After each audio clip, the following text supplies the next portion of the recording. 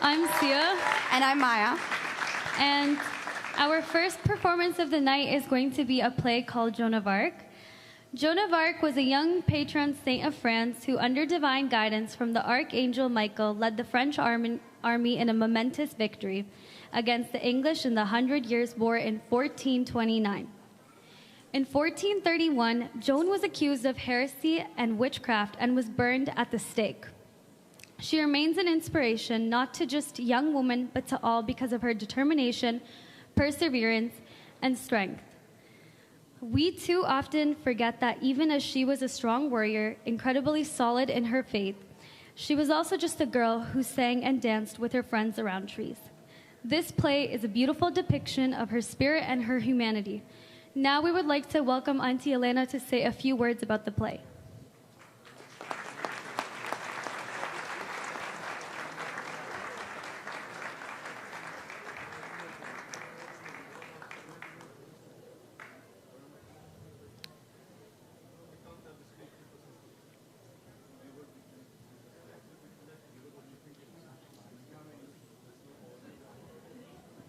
She's here, guys. She's here.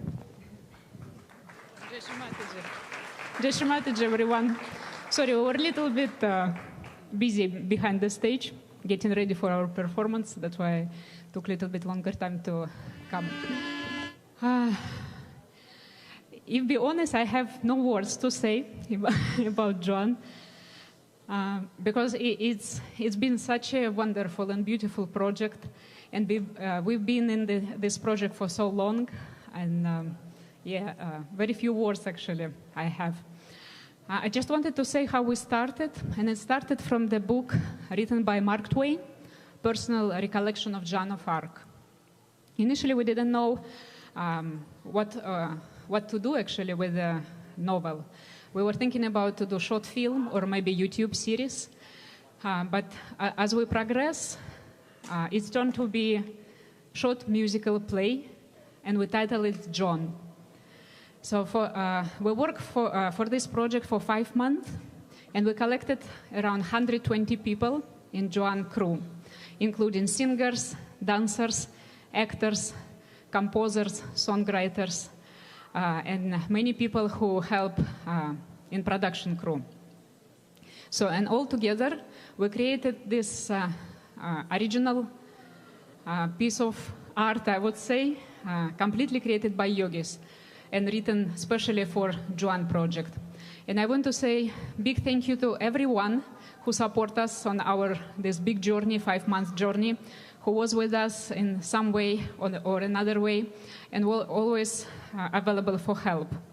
Also, I would like to say that everything was done online. All our rehearsals, our singing, our acting rehearsals, our dancing and production crew work, everything was done online. So that's why we can say that Joan, in the way, it's new technology project. So, and I hope you will enjoy it tonight. We're ready to perform.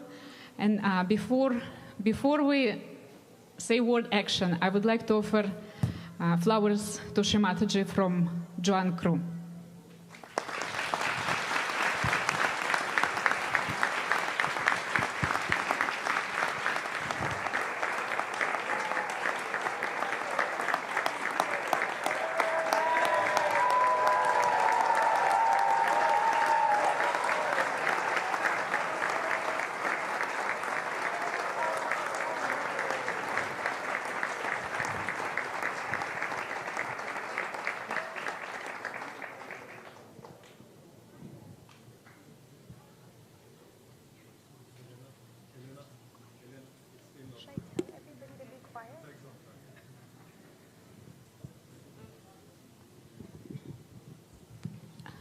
So,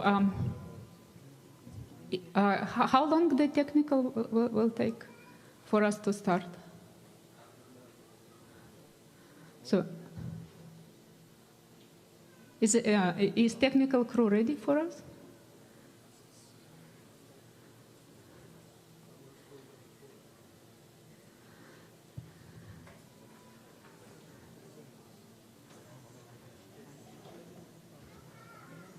Yes. Oh, yeah. when we start, when basically I found the book, it was very interesting. I found the book in Montgomery Public Library. So it was very old edition, and one book for entire Montgomery County. So, and I started reading the book. So, and initially I was thinking, oh, it's so heavy, in sense like English, so heavy, because I'm not the the person from English-speaking country. So, and then at one moment it's clicked, and I just flew through the book, and it was done in two weeks. And then after that, I started searching if Shri Mataji ever say something about Joan of Arc, and then I came onto this talk that Shri Mataji gave during Diwali Puja, after a French collective performed play about Joan. And she mentioned that Joan was a special person, blessed by divine, and should be worshipped as a deity, protector of friends. And I was thinking, it's giving me goosebumps.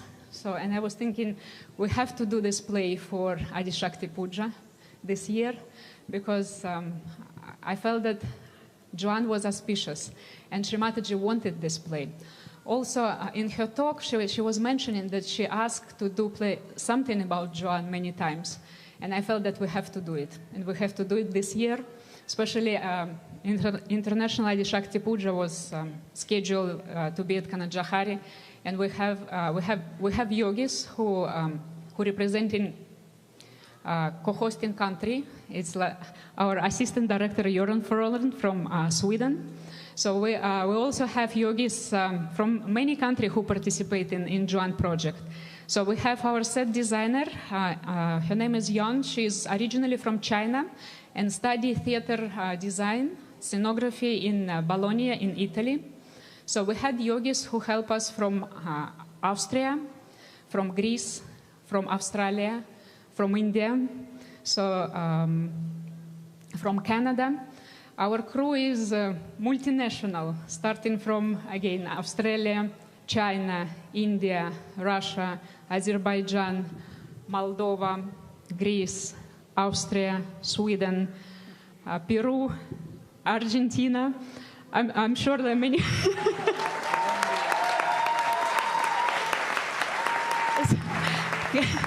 Canada and United States.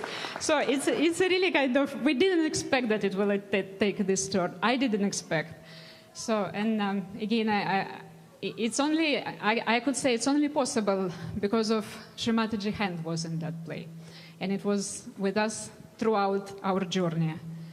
And I don't know what else to say. So it was just wonderful. I didn't want to give big speech because I'm not prepared for that. So I was thinking it will be short. Is tech team ready? Ready? Okay. Yeah, sure. Because I have to launch the rocket, right? So, okay. So should I say the magic word?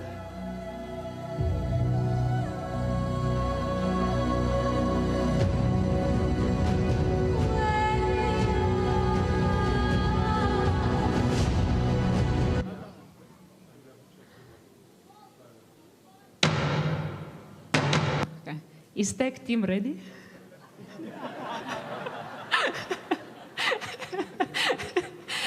Is singing team ready? Is dancing team ready? Is acting team ready? Is tech team ready? Then action!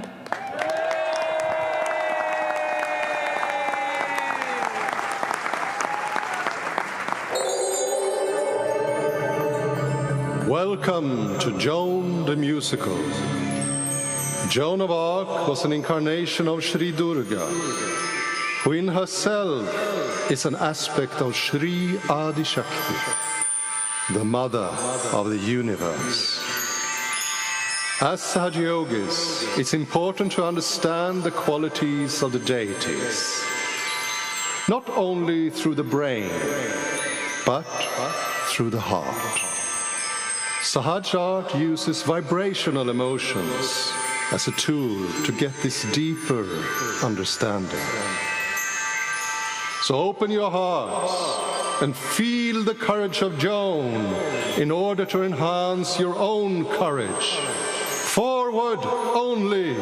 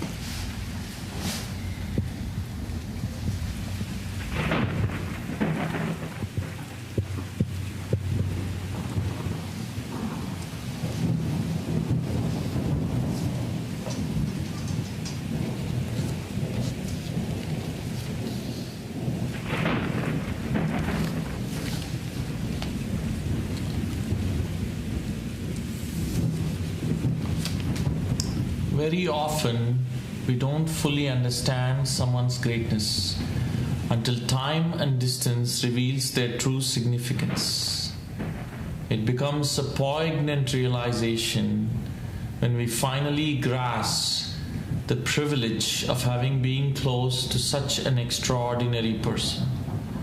Only when they have slipped away by the annals of time do we truly understand the true magnitude and nature of their soul. This is the year 1492. I am now 60 years of age, and I am going to tell you of things which I saw myself as a child and as a youth. I, Sir Louis de Conte, page and personal secretary of the Joan of Arc, will take you back to the early 1400s, to my childhood in France.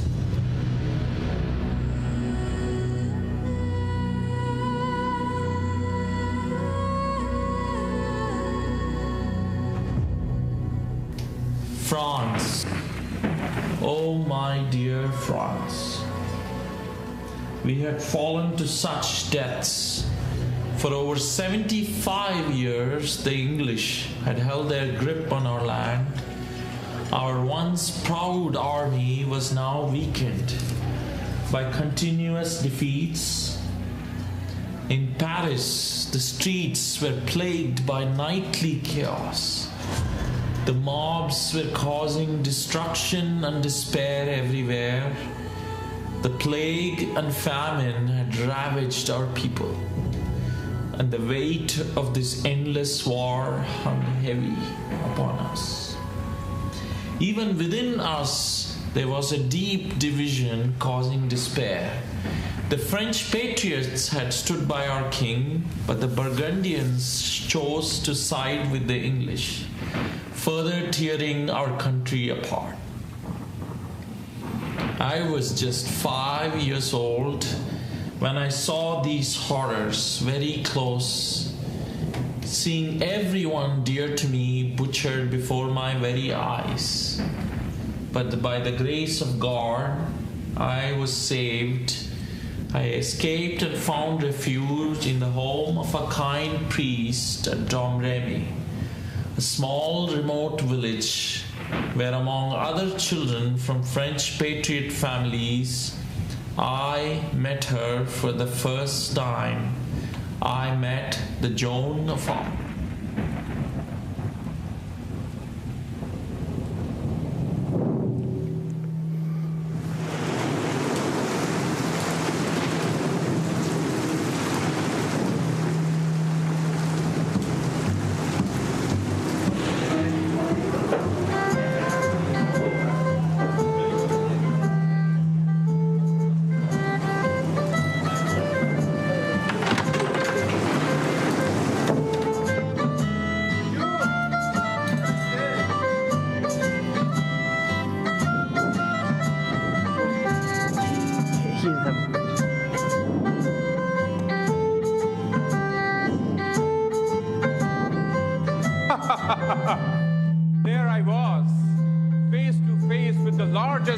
you've ever seen.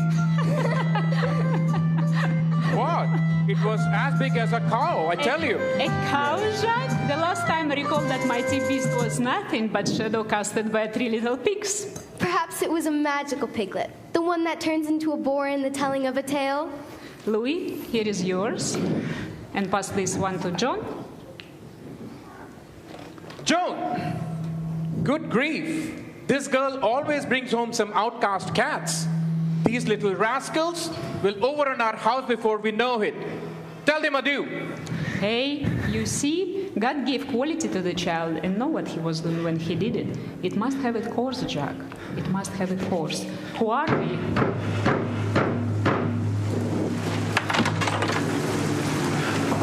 Hey, who are you? What do you want? By the heavens,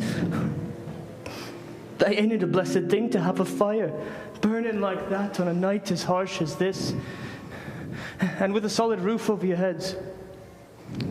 You are luckier than most, mes amis. Careful, Jacques. He might be English or one of those thief.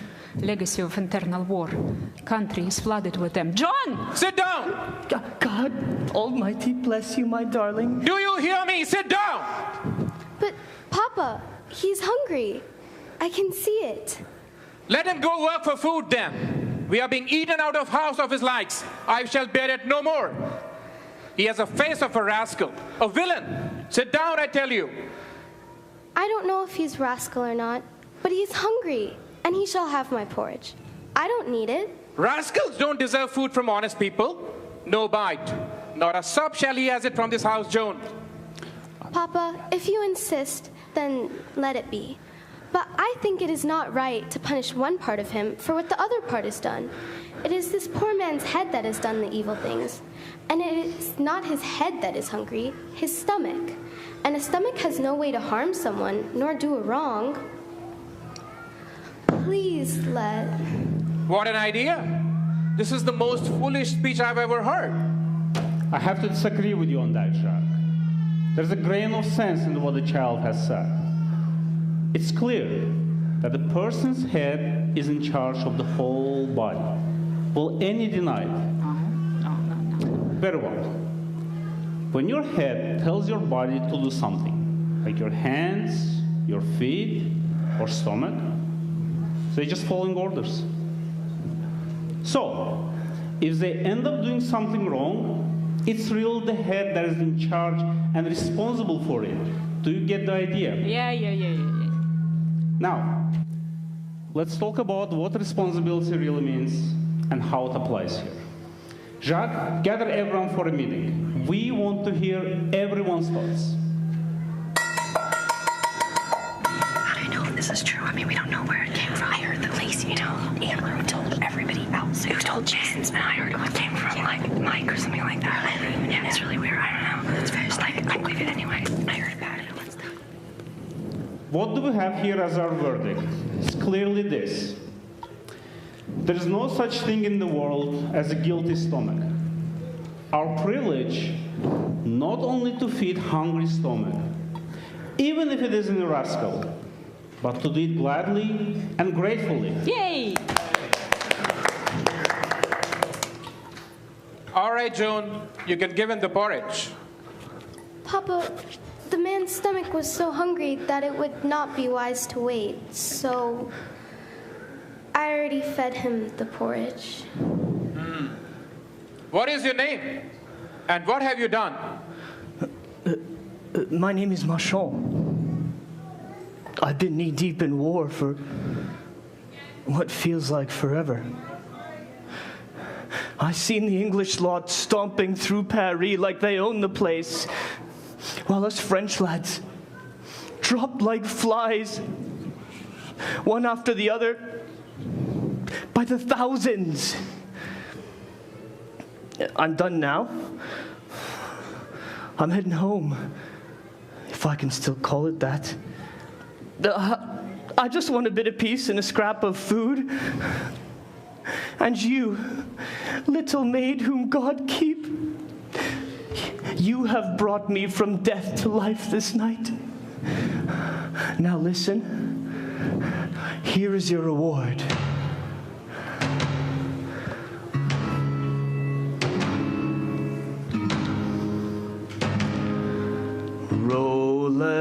and rides out into the night, fending our land, spirit free, sword in hand, foe fierce and fell, no fear to quell. Enemies swarm, Roland stands through the storm. He is a knight of valor, daring and bold, legend carved forever from the tales of old. Foe proves too strong, what's right or wrong, signal for a doubt attacks, then is swayed, horns sound with weight, but it's too late. Stories will tell how the great Roland fell.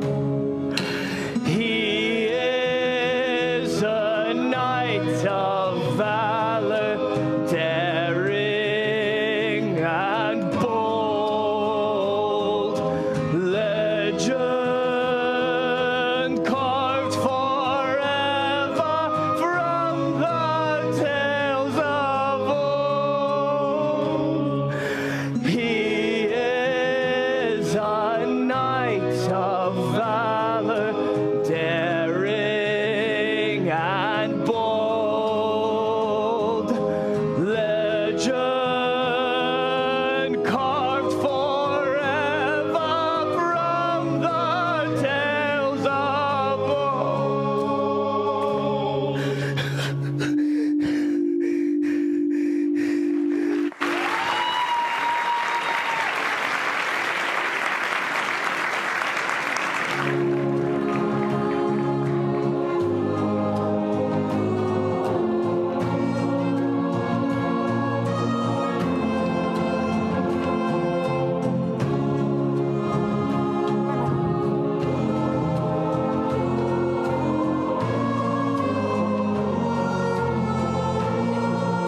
He's yellow.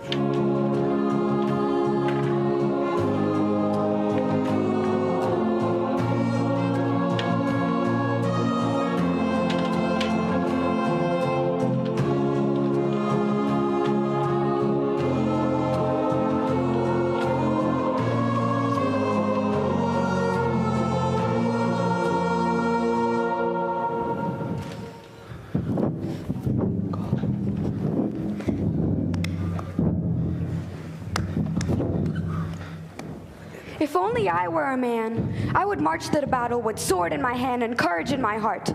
I would stand tall against the enemy, fearless and determined. I would fight for my France. So would I. I warned you I would not turn back from the field though all English were in front of me. Girls can brag, but that's all they're good for. Let 1,000 of them come face to face with a handful of soldiers at once if you want to see what running is like. Here's little Joan.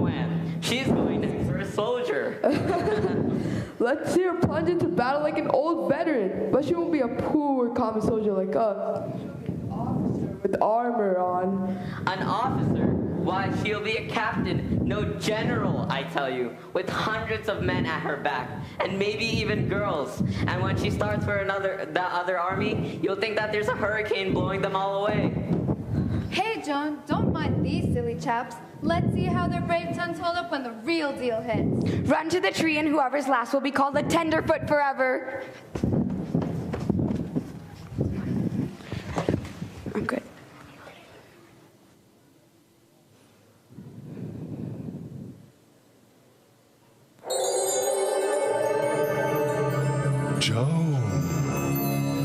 Joan, the foe is strong, the way will be long, you need no fear.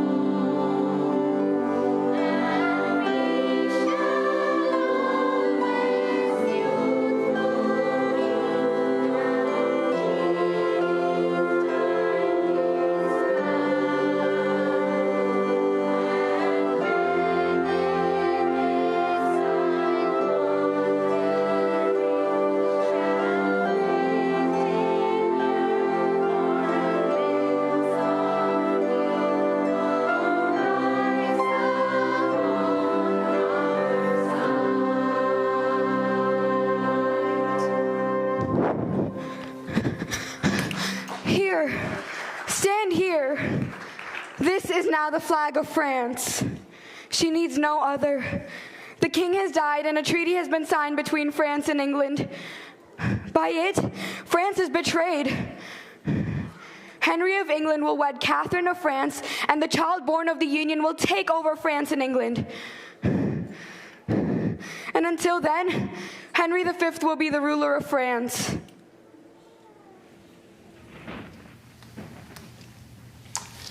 It was only later we learned that the Queen of France had pushed the dying king to sign the treaty. Everyone recalled that ancient prophecy which foretold that France would be lost by a woman and then restored by a woman. For the first time in its history, France had indeed been lost and it was by the hand of a woman, her very own queen, Isabel of Bavaria.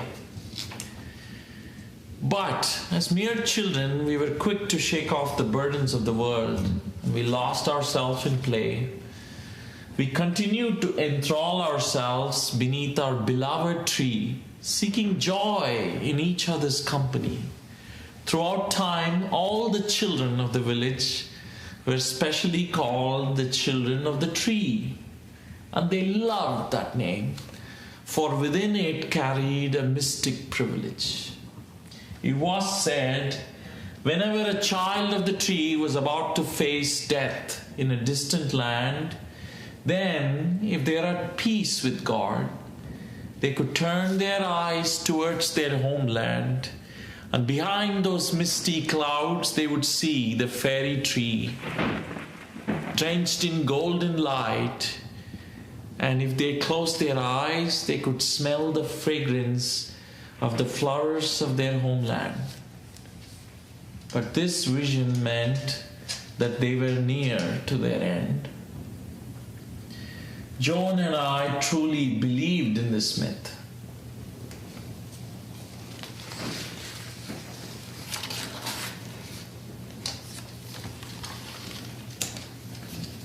As time passed, I noticed Joan was spending more and more time alone under the fairy tree. She became a lot more withdrawn and often lost in her own thoughts.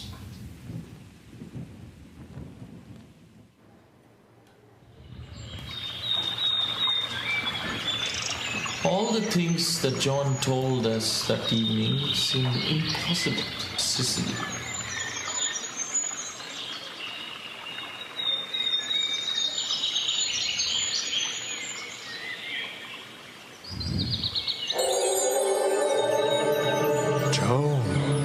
Joan, the heavens whisper a command meant solely for your ears.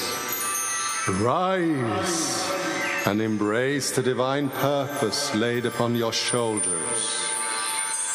You are the chosen one to cast off the chains of oppression from France's weary soul.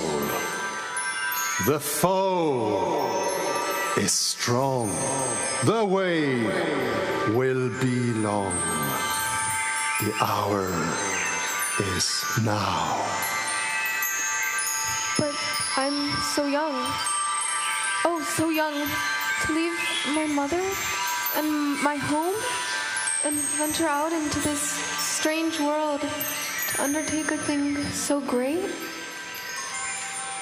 When God fights, it's of small consequence whether the hand that holds the sword is big or little.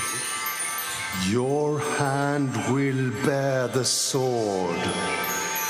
Approach the king, ask for the army, and set France free. How can I talk to men, be comrade with men, soldiers? It would give me over to insult, rude usage, and contempt. Oh, how can I go to the great wars and lead armies? I'm a girl, ignorant of such things, knowing nothing of arms, nor how to ride a horse, nor mount it. I can't. Joan, fear not.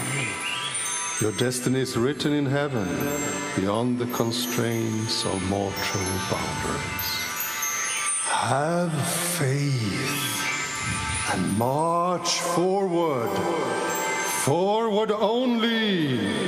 We command you. Approach the king, assume command of the army, deliver Orléans, and lead France to liberty with all your might. Yet, if it is commanded, I'll bear it with grace.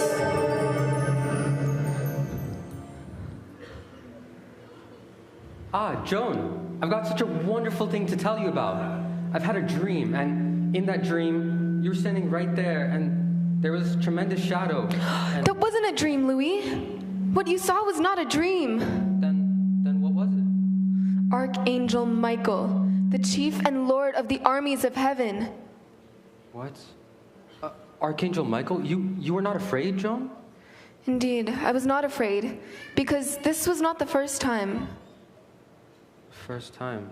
Joan, when was the first time? I was not scared because it was 3 years ago. 3 years? Joan, why didn't you tell us about it? It was not permitted, but it is now, and soon I shall tell all. And with this comes speech as well. Several saints come, attended by myriads of angels, and they speak to me. I hear their voices. Joan, what do they tell you? All manner of things. About France, I mean, a lot of disasters and misfortune, but France will be made great and free again. But how and by whom, that was not told. Not until today. Today? Joan, what did they tell you today? God has chosen the meanest of his creature for this work.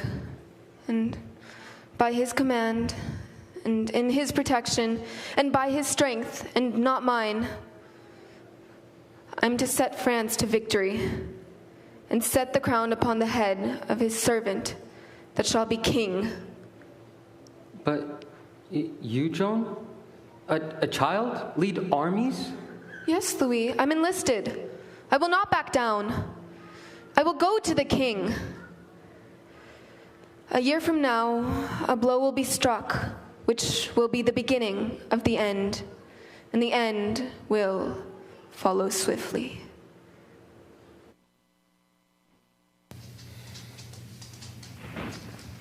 All the things that Joan told us that evening seemed impossible, yet they rang very true to my heart. We set off on our journey to meet the Dauphin in the January of 1429. That day, Joan saw our village and the fairy tree for the very last time, and it was her birthday. She had now turned 17. We pressed on through enemy lands, battling the biting winds and the freezing grip of winter, constantly fending off attacks by the English squads. But Joan's resolution never flagged. It was always forward, and forward we went. News of the country bred who were on the march to free France, who were being led by divine voices, reached the Dauphin's court. However, our king had no intention of fighting. He sought to give the whole thing up. He pitched his crown into the sewer and ran away to Scotland. His trained advisors preferred to keep him idle, as that meant their own importance grew. No one wanted him to rise. No one wanted him to fight and strike for the crown and the country.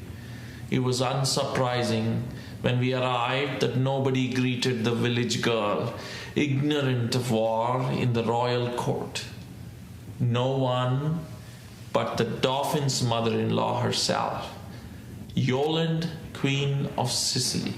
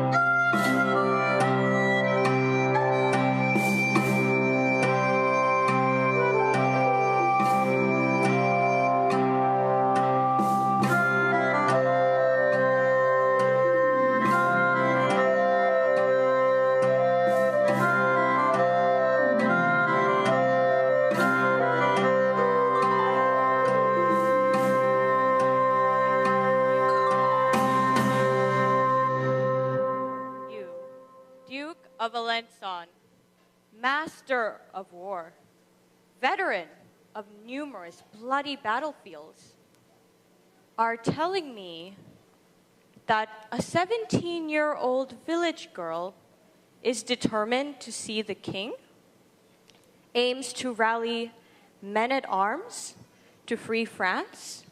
Your Majesty, whole France is abuzz with talk of her. She fought her way through 500 miles of hostile English territories. Never losing heart. Never showing fear. Causing entire squads of enemies to flee. And now, she stands ready to face the king. As you said, she, modest, gentle, shrinking creature, threw her shepherd's crook, dressed herself in steel, and marched here? She to whom a king must be a dread and awful presence will go before him and say, "Be not afraid. God has sent me to save you and France"? Yes, Your Majesty. This is exactly what is written in her letter to the court.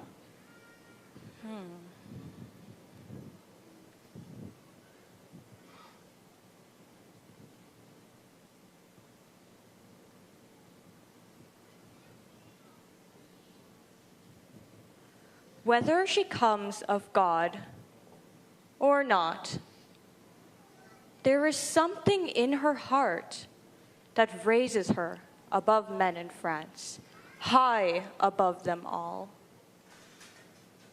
There is a mysterious something in her that turns mobs of cowards into armies of fighters who march into battle with joy and song, sweeping across the field like a storm.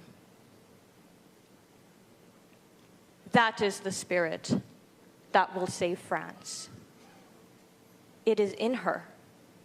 I feel it now. The king must see her face to face. After numerous days of delays and battles against the protests, obstacles from the court, Queen Joan was finally able to get victory over the king's keepers. And she convinced the king to see Joan.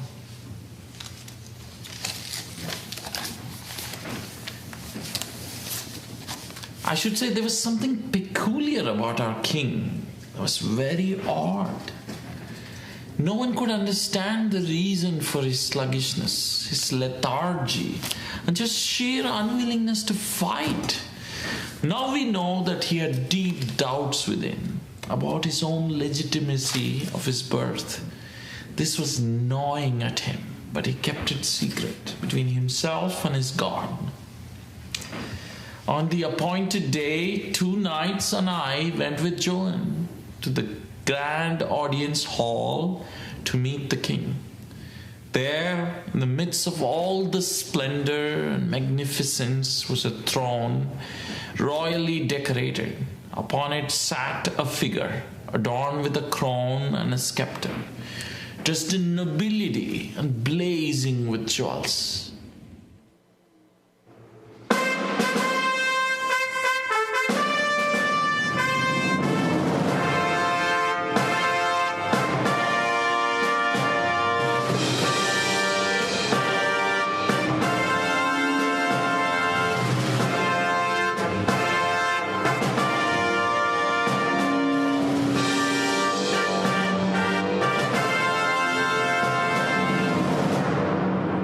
Joan of Arc, Your Majesty.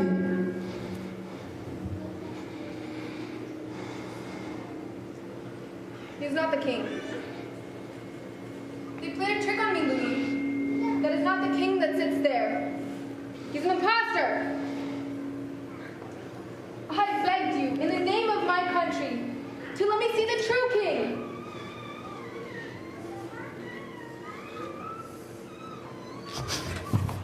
God of his grace, give you long life, oh dear and gentle Dauphin.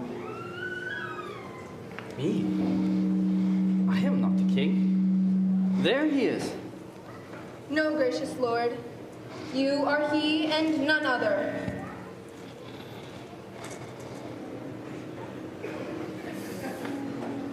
Very well. Then tell me who you are, and what would you? I'm called Joan the Maid, and I'm sent to convey the King of Heaven's will, that you be crowned and consecrated in your noble city of frames, thereafter serving as the lieutenant of the Lord of Heaven, who reigns as King of France.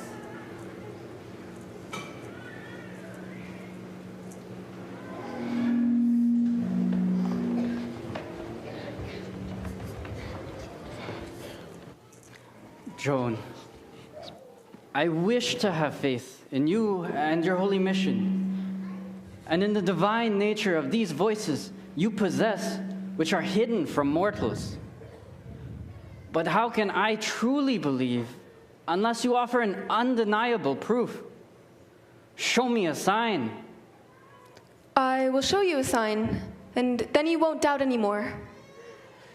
There's a hidden worry in your heart that you tell no one about, a worry that wastes away your courage and makes you think about giving up and running away from your kingdom.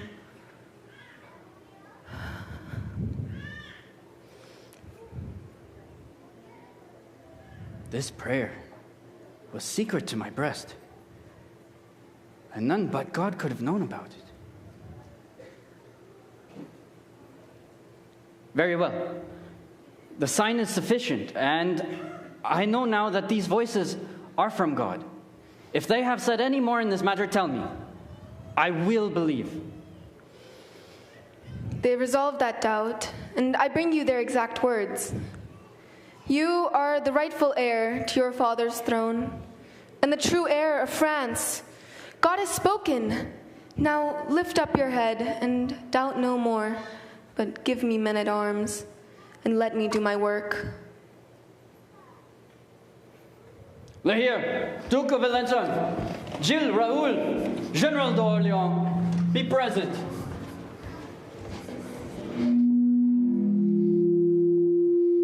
By the authority vested in me as king, I declare with certainty that from this moment onward, you, Lahir, Duke of Alençon, Gilles Raoul, General d'Orléans, acclaimed generals of our realm, shall henceforth march under the service of Joan of Arc.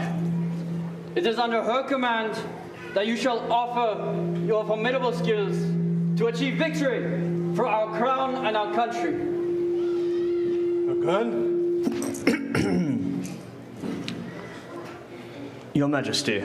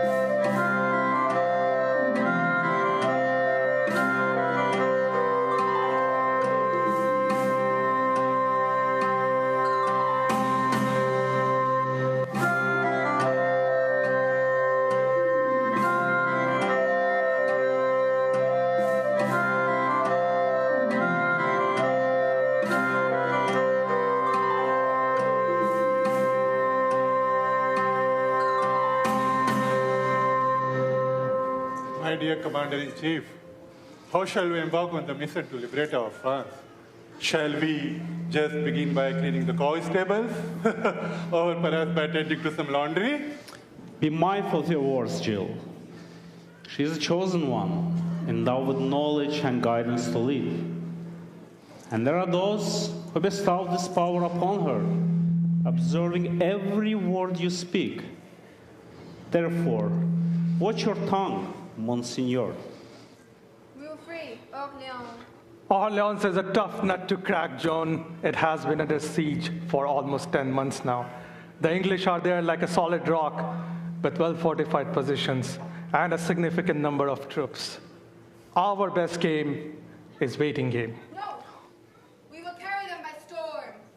Is my hearing fooling me? Did you just say we would carry them by storm? Yes! Carry them by storm. By my baton! That is the music I love to hear. Those are the right words and the sweet tune. My general, we will carry them by storm. But before, Louis, bring the paper. Write it down.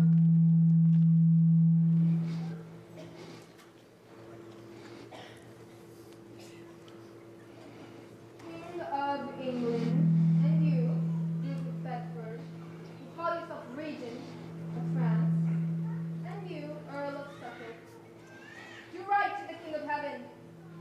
Render to the maid who is sent by God the keys to all the good cities you have taken and violated in France. She is sent hither by God to restore the blood royal. She is very ready to make peace if you will do her right by giving up France and paying for what you have held.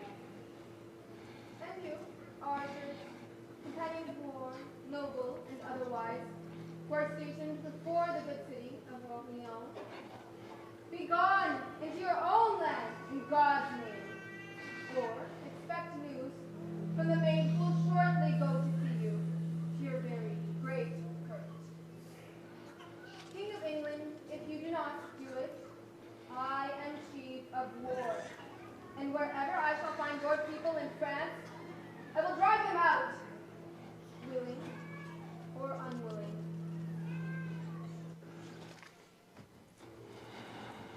Now here, and all of you, from now on, every man who joins my standard must absolve himself from sin, ensure cleanliness throughout the camps, refrain from drinking, flirting, or swearing, and all soldiers must attend divine service and recite the prayers twice a day.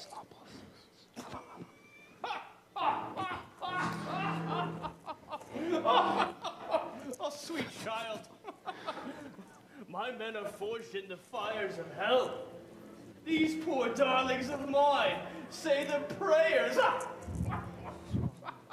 Why, dear heart, Like 30 seconds. they would sooner see us both damned first. But, dear man, you are going too. I? Impossible. Oh, this is lunacy. Oh, no, it isn't. In the morning you begin, and after that it will come easy. Now kneel, and repeat after me.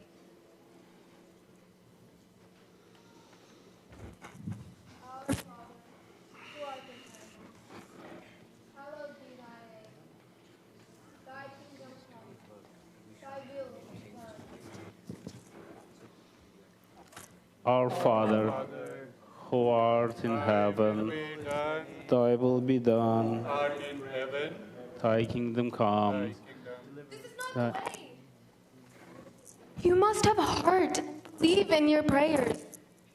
Let your faith be your strength to guide you to victory. Again, repeat after me. Our Father, who art in heaven, hallowed be thy name. Thy kingdom come, thy will be done. Our Father, who art in heaven, hallowed be thy name. Thy kingdom come, thy will be done on earth as it is in heaven. Give us this day our daily bread, and forgive us our trespasses, as we forgive those who trespass against us. And lead us not into temptation, but deliver us from evil. For thine is the kingdom, the power, and the glory, forever and ever. Amen.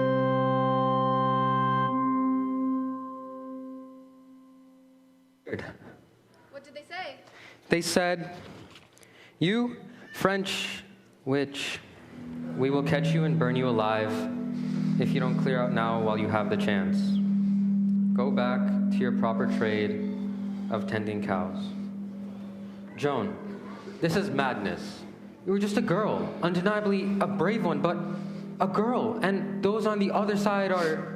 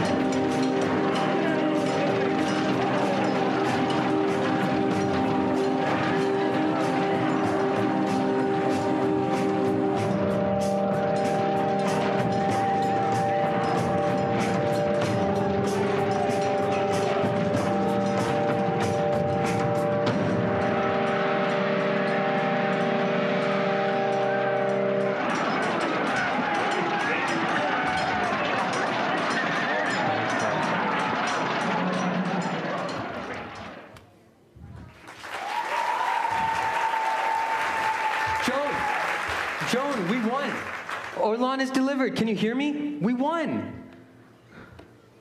We won? Yes, Joan. Orlan is jubilant with victory.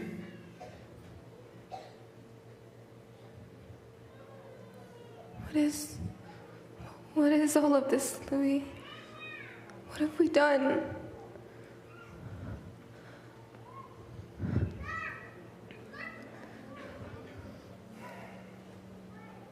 This is the price, Joan. Victory's price. Price? This.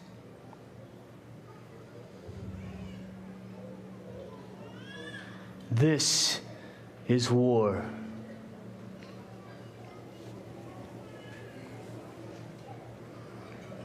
And war is not a winning thing.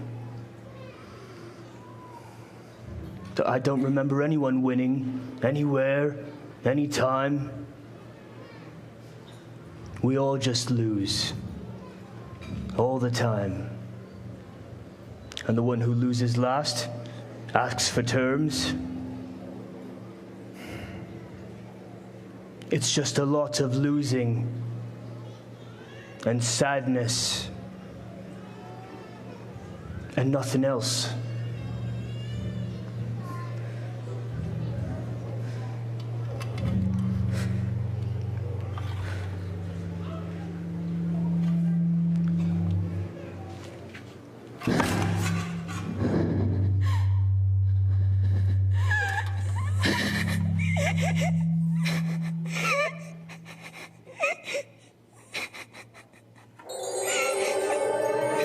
Rise, Joan. Rise. The way is still long. The foe stands strong. Let your hand, though small, hold the sword up high. The nation's hope should never sway, nor Charles's coronation delay. We gave you command. You follow our lead, and let the sky above put end to this bleed. So rise, Joan, rise!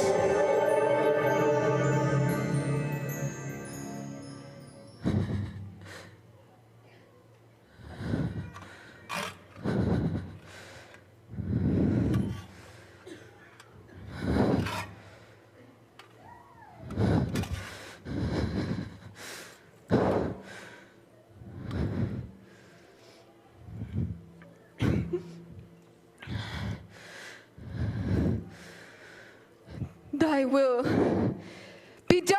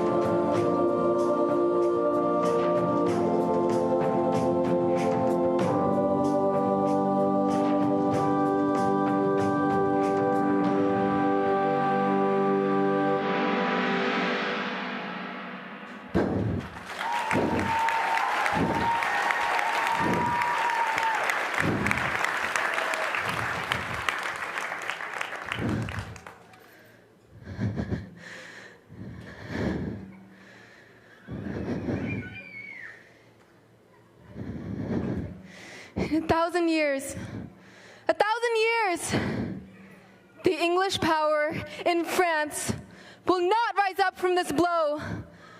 France will be free!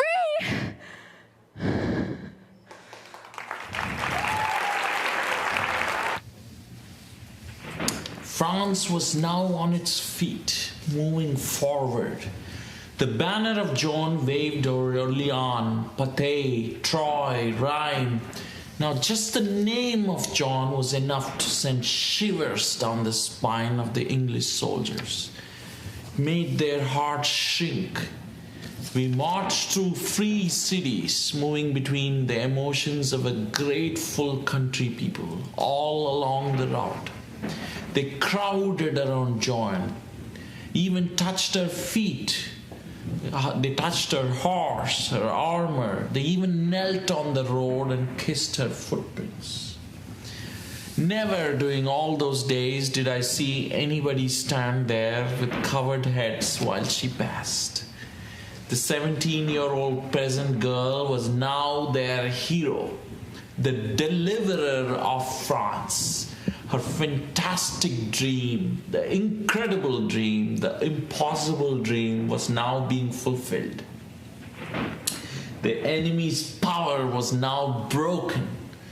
Now, the final thing to complete the mission that God Almighty gave her was the coronation. And then she believed she would be forever done with the war.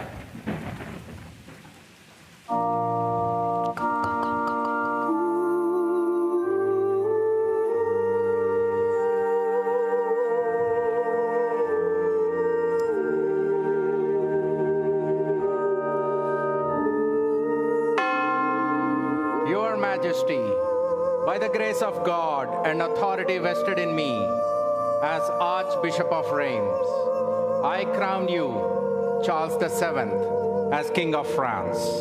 May God grant you the wisdom and strength to govern our realm justly and wisely, to protect and defend your people, and to uphold the sacred traditions of our kingdom. May your realm be blessed with peace and prosperity, and may you always act with humility and reverence before God and French nation.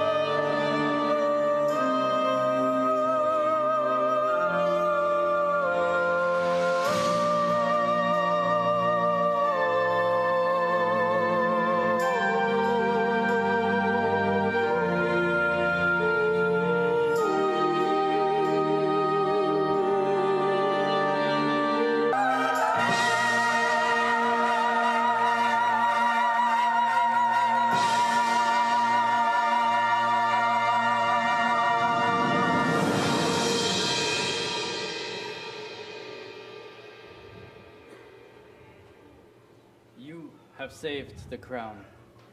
Speak, require, demand, and whatsoever grace you ask, it shall be granted, though it may make the kingdom poor to meet it.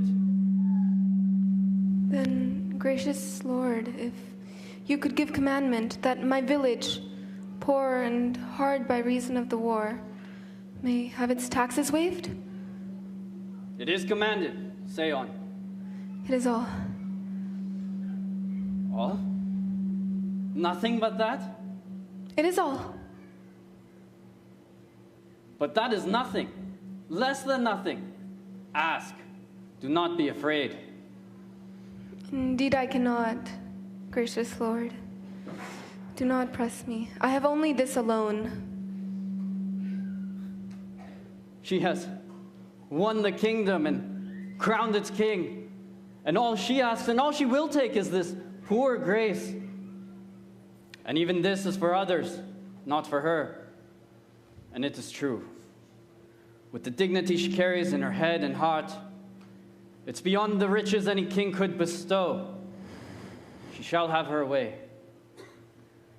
It is starting today, the Domremy village, home of Joan of Arc, shall be exempt from all taxes forever.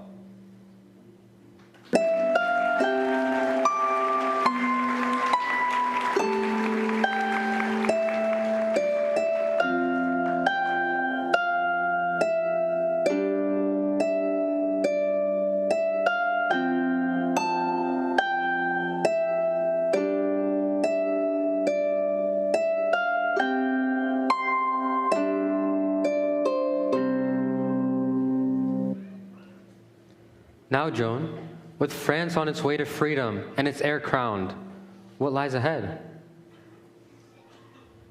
Last night, Louis, I saw our fairy tree, full of bloom, clothed in a magnificent golden light.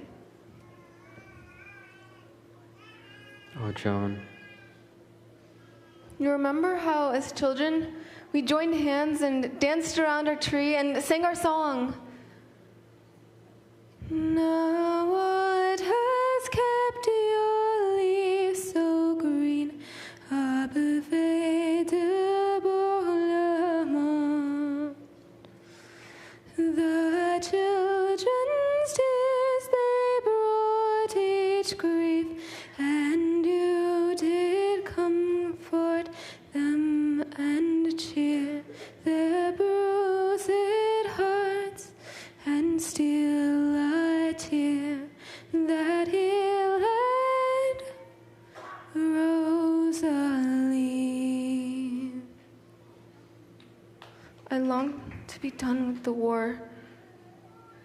I yearn for peace, to return home to my mother, who needs me dearly. I want to tend to my sheep and run barefoot in the stream and laugh and dance and hug all the children of the tree.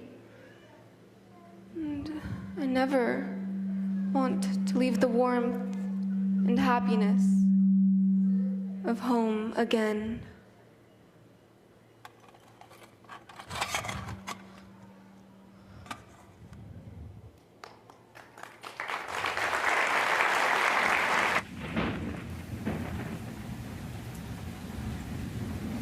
Now I will draw the curtain upon the most deplorable, pathetic military drama that has been played on the world stage. Joan of Arc continued to fight for France, and on the 24th of May, 1430, she was captured near Compiègne. Word of her imprisonment reached Paris. The Burgundians, the English, deafened the world with clamor of their joy bells and the relieved thunder of their artillery. Joan was kept in a strong fortress of the Duke of Burgundy. After all, he was still a French prince, and too ashamed to sell her to the English. He waited and waited and waited for our king to pay ransom. The king was silent and made no offer, no effort on behalf of this girl who had done so much for him. Joan was finally sold to the English. French priests who sided with the enemy put her on trial. They accused her of heresy, even dressing as a soldier. She was executed by burning at the stake in May 1431, a year later. It took King Charles 20 more years to liberate France. Joan's mom, Isabelle Romy, spent many, many years trying to clear her daughter's name. And finally, her efforts paid fruit. In 1450, her conviction was overturned and her reputation restored.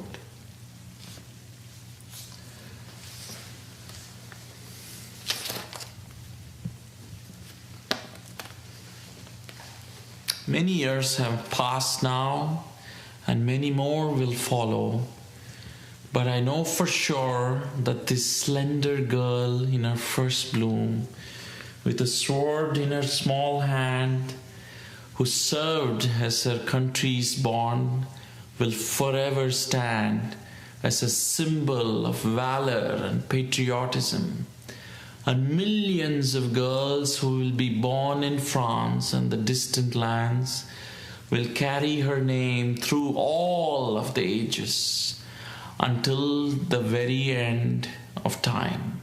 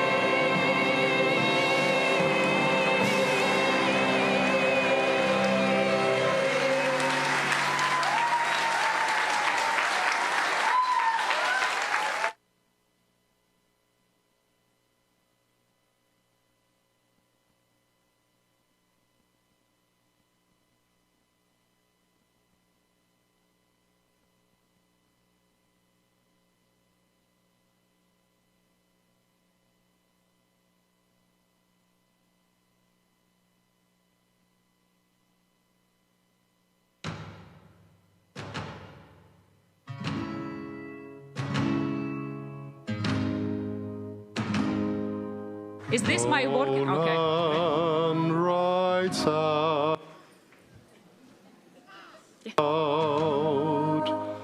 Joan singing Force and Angela Nambiar.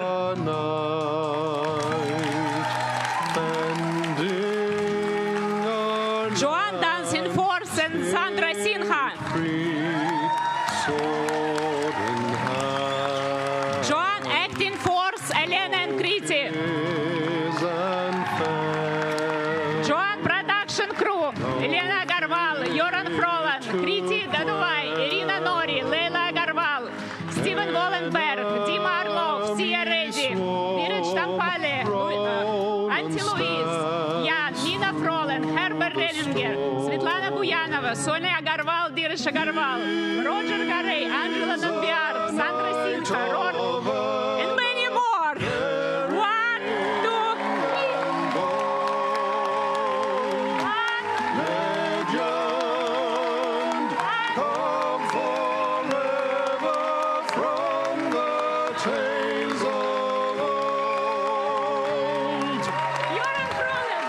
Joran Frolan, please come to the stage. Please, please, please. Amina Frolan. Uncle Mark.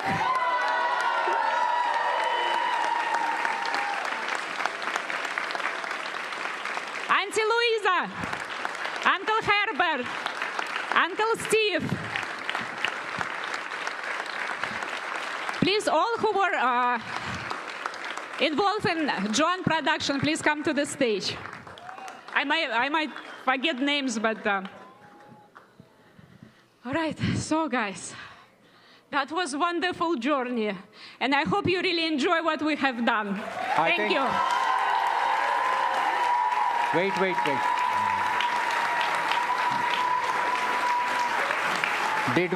Did we recognize?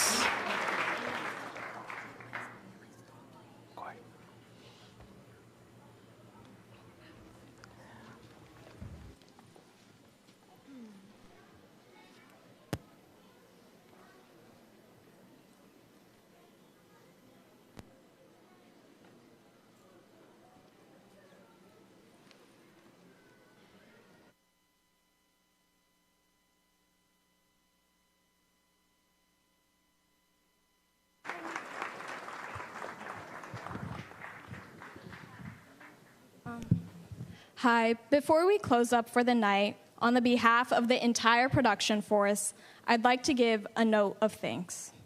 First and foremost, a thank you to Shamataji for blessing us with the opportunity to offer this play at our lotus feet. Secondly, thank you to those here tonight for being a gracious and respectful audience. Third, thank you to VND for supporting the play inspirationally, vibrationally, and financially.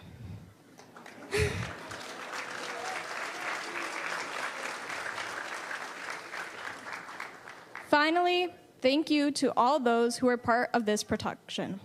The actors, singers, dancers, people who produce the set, props, music production, costumes, etc.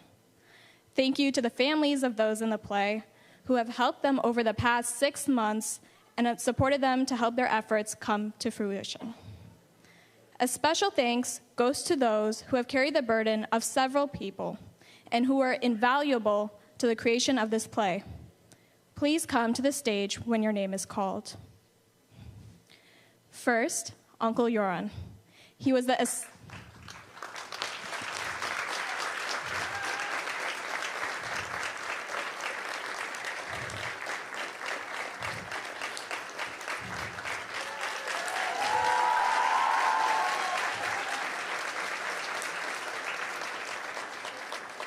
He was the assistant director, composer of the soundtracks, songwriter, and the voiceover of Archangel Michael.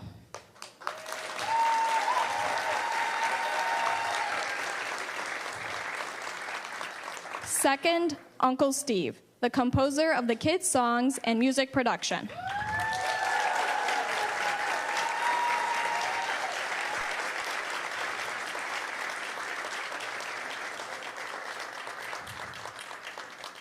Uncle Mark, lights and sound.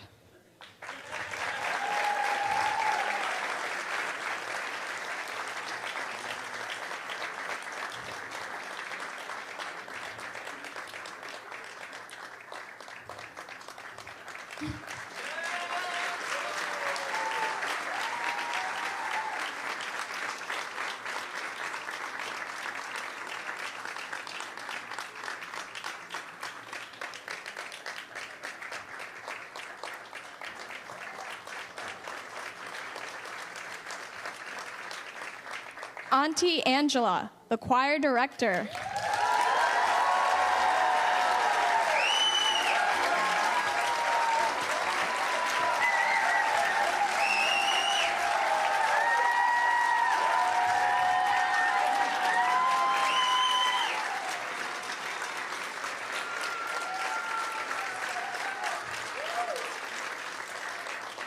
Auntie Sandra, the dance choreographer.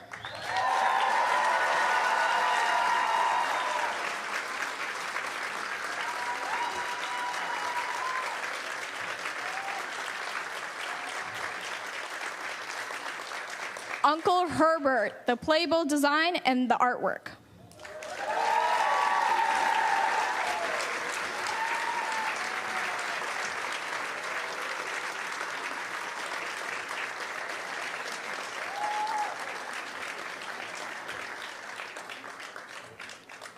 Auntie Louise, she painted the backdrops.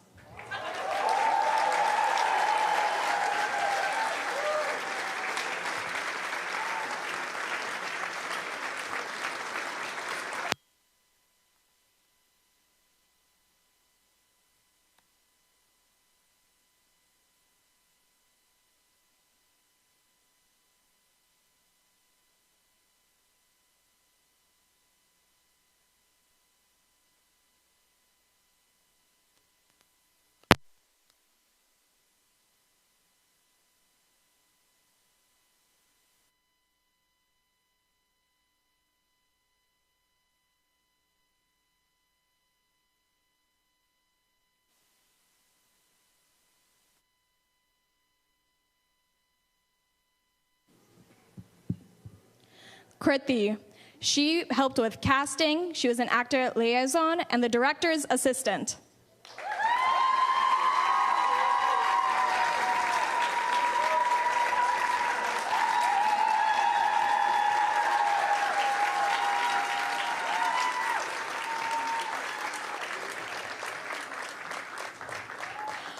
Advait, he was tech support and sound man, always lending a helping hand.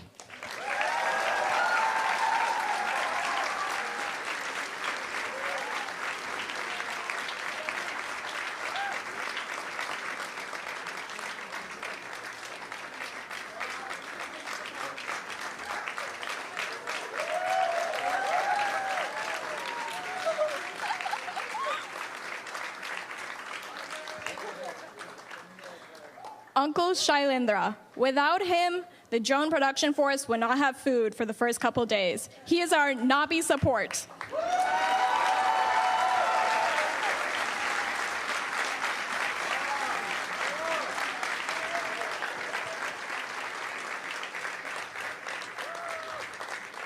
Auntie Irina, she was our backstage stage manager. She kept things running smooth.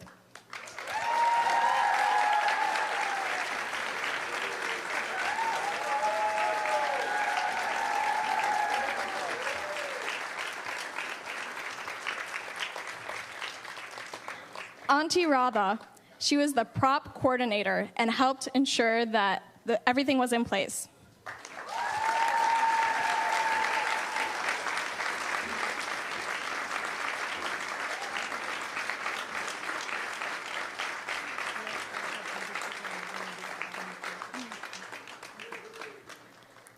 Auntie Svetlana, who ran costumes.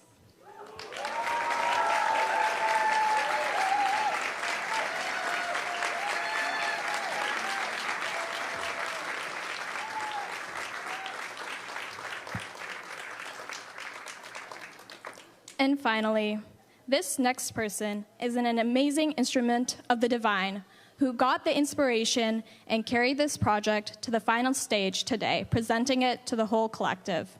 She embodied the qualities of Joan: faith, resilience, and following the calling of the divine. Through this production, she went forward only. Welcoming to the stage, the director of Joan of Arc, Auntie Elena.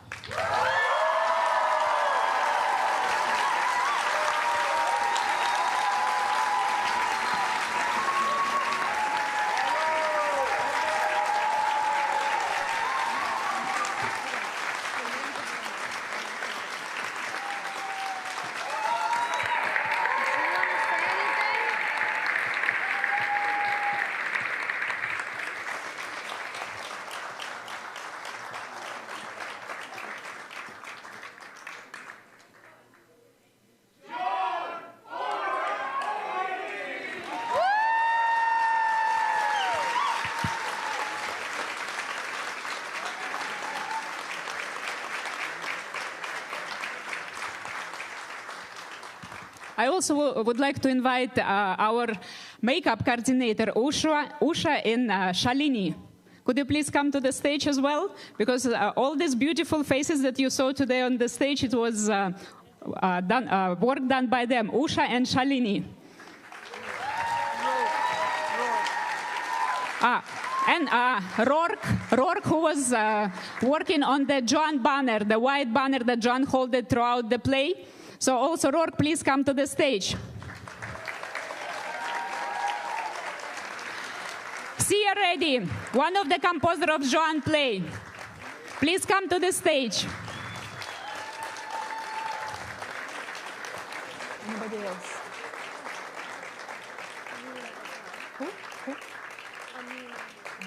Amina Frolan. She helped us with all our sound video cues.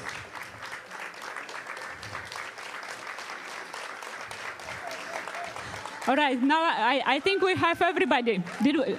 Is everybody in place? All right, and thank you very much to our audience, because without you, it will not happen. Thank you to you.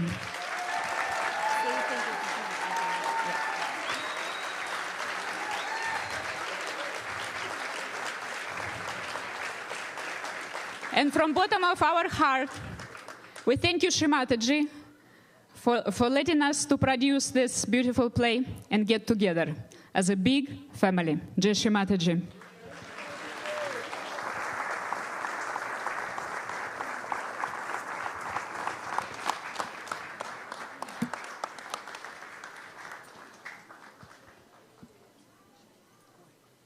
Thank you. Thank you so much to the entire cast and crew of Joan. It was such a blessing to be here on the land, to get to see them, all their creativity, their hard work, and their effort that has come to fruition today. We have never been more proud to have such a play on our stage. Please give them another warm round of applause. Thank you so much, Joan.